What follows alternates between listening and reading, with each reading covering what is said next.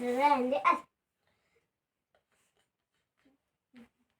الله الرحمن الرحيم الحمد لله لله رب العالمين والصلاة والسلام على نبيه الكريم أما بعد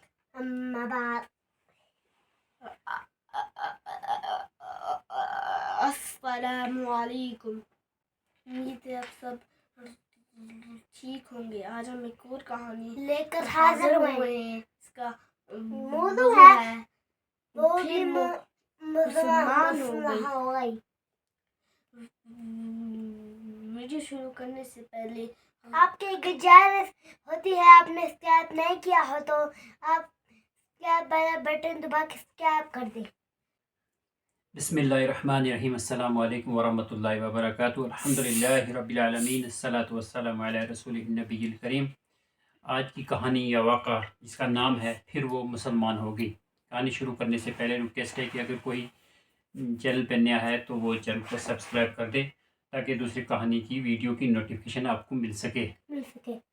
اس واقعے کے راوی ایک مشہور مبلغ ہیں۔ ایک دفعہ دعوت و تبلیغ کی غرض سے انہیں یورپی ممالک کے دورے پر جانا پڑا۔ وہ ایک یورپی ملک میں ٹرین کے انتظار میں ریلوے اسٹیشن پر بیٹھے ہوئے تھے۔ اسٹیشن پر ان کی نگاہ ایک بوڑھی خاتون پر پڑی جس کی عمر 70 سال سے تجاوز کر چکی تھی۔ اس کے اکثر دانت گر چکے تھے، اب ایک دو دانت ہی اس کے منہ میں باقی تھے۔ انہوں نے دیکھا کہ بڑھیا کے ہاتھ میں ایک سیب تھا جسے وہ کھانے کی کوشش کر رہی تھی، لیکن چونکہ اس کے زیادہ تر دانت گر چکے تھے اس لیے سیب کھانا اس کے لیے بڑا مشکل تھا۔ پھر بھی وہ اپنا بقایا دانتوں کی مدد سے سیب کو کاٹ کاٹ کر کھانے کی کوشش کر رہی تھی۔ مبلغ اس بڑھیا کے قریب جا کر بیٹھ گئے اور اس سے کہا کہ اگر آپ برا محسوس نہ کریں تو میں سیب کاٹنے میں آپ کی مدد کر سکتا ہوں۔ انہوں نے بڑھیا کے ہاتھ سے سیب لیا، اپنے بریف کیس سے چھوٹا سا چاقو نکالا اور اس کی چھوٹی چھوٹی کاشیں بنا کر بڑھیا کو پیش کی تاکہ اسے کھانے میں آسانی ہو سکے۔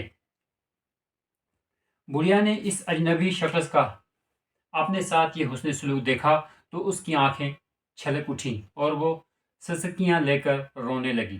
مبلغ نے اس بڑھیا سے پوچھا، اس میں رونے کی کیا بات ہے؟ آپ کیوں رو رہی ہیں؟ اس نے سسکیاں بھرتے ہوئے بتلایا، میں کوئی 10 سال سے اسی طرح بے یار و مددگار ہوں۔ کسی نے بھی مجھ سے کبھی میرا حال پوچھنے کی زحمت نہیں کی، نہ میری اولاد میں سے کسی نے میری خبر لی۔ اب میں حیران ہوں کہ آپ نے میرے ساتھ یہ حسن سلوک کیوں کیا جبکہ آپ شکل و شہابت اور ظاہری حالت سے ایک غیر ملکی اجنبی لگ رہے ہو۔ اس مبلغ نے بڑھیا کی باتیں غور سے سنی۔ جب اس نے اپنی بات پوری کر لی تو اسے بتلایا، اماں جان، بات دراصل یہ ہے کہ میں نے آپ کے ساتھ جو سلوک کیا ہے یہ اس دین کی اتباع میں کیا ہے جس کا میں پیروکار ہوں۔ اس دین نے مجھے ایسا ہی کرنے کا حکم دیا ہے۔ میں جس دین کی اتباع کرتا ہوں اس کا اپنے ماننے والوں کو یہی حکم ہے کہ بڑوں کے ساتھ حسن سلوک کا معاملہ کیا جائے، بچوں کے ساتھ شفقت کا برتاؤ کیا جائے، والدین کی اطاعت و فرما برداری کی جائے۔ ہم پر لازم ہے کہ والدین کا کہا مانیں، ان کے حکم کو ہر حکم پر ترجیح دیں، ان کے سخت لب و لہجے کو بھی خوشی خوشی گوارا کریں، بلکہ والدین کی رضا و خوشنودی کو اللہ تعالیٰ نے اپنی رضا و خوشنودی اور والدین کی ناراضی کو اپنی ناراضگی قرار دیا ہے۔ یہی وجہ ہے کہ ہمارے ملک میں بچے اپنے بوڑھے والدین سے انتہائی محبت کے ساتھ پیش آتے ہیں۔ شریعت نے انہیں اسی کی تعلیم دی ہے۔ اور ہاں، میرے ملک میں میری ماں میرے ساتھ ہی رہتی ہے، اس کی عمر بھی آپ کے عمر کے برابر ہوگی۔ میری ماں میرے گھر میں اسی طرح رہتی ہے جیسے وہ گھر کی مالکن ہی نہیں بلکہ ملکہ ہو۔ ہم جب بھی گھر سے باہر نکلتے ہیں اسے اجازت دیتے ہیں۔ ہم اس وقت تک کھانا نہیں کھاتے جب تک وہ ہمارے ساتھ کھانے میں شریک نہ ہو۔ میں خود بھی اپنی ماں کی خدمت کرتا ہوں، میری بیوی بچے بھی اس کی خدمت میں کوئی کمی نہیں کرتے۔ ہم اپنی والدہ کی خدمت اس لیے کرتے ہیں کیونکہ ہمارے دین حنیف نے ہمیں اپنے والدین کے ساتھ ایسا ہی کرنے کا حکم دیا ہے۔ مبلغ کی یہ باتیں سننے کے بعد بڑھیا نے دریافت کیا، تمہارا دین کیا ہے بیٹا؟ میرا دین اسلام ہے، مبلغ نے جواب دیا۔ بڑھیا نے اسلام کے بارے میں صرف سن رکھا تھا، اس کی عملی تعلیمات کو قریب سے دیکھنے کا موقع کبھی نہیں مل سکا تھا۔ آج پہلی بار اسے ریلوے اسٹیشن پر اسلام کی عملی تعلیمات کی ایک جھلک دیکھنے کا موقع ملا۔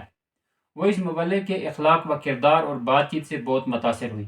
مبلغ کی زبان سے اسلام اور حقوق والدین کے بارے میں جو کچھ سنا اس سے وہ اتنی خوش ہوئی کہ اس نے ریلوے اسٹیشن پر اسلام قبول کرنے کا اعلان کر دیا۔ مبلغ اس بڑھیا کے اسلام قبول کرنے کا ذریعہ بنا۔ بڑھیا تو خوش نصیب تھے ہی، ساتھ ہی وہ مبلغ بھی ان خوش نصیبوں میں شامل ہو گیا جن کے بارے میں نبی کریم صلی اللہ علیہ وسلم نے ارشاد فرمایا ہے۔ اس کا ترجمہ ہے، اللہ تعالیٰ تمہارے ذریعے کسی کو رائے راست کی ہدایت بخشے، یہ تمہارے لیے سرخ اونٹوں سے بہتر ہے۔ ان دنوں عرب میں سرخ اونٹوں کی بہت زیادہ قیمت ہوا کرتی تھی اور سرخ اونٹ بہت کم ملتے تھے۔ یہ واقعہ انٹرنیٹ کی ویب سائٹ متحدہ.islamtoday.net پر آن لائن بھی پڑھا جا سکتا ہے۔ یہ تھی آج کی ویڈیو شیئر نہیں کی ہو تو ویڈیو کو شیئر کر دیں۔ سبحانک اللہم و بحمدک و اشہد ان لا الہ الا انت استغفرک و اتوب الیک۔ سبحان ربک رب العزت عما یصفون و سلام علی المرسلین الحمد للہ رب العالمین۔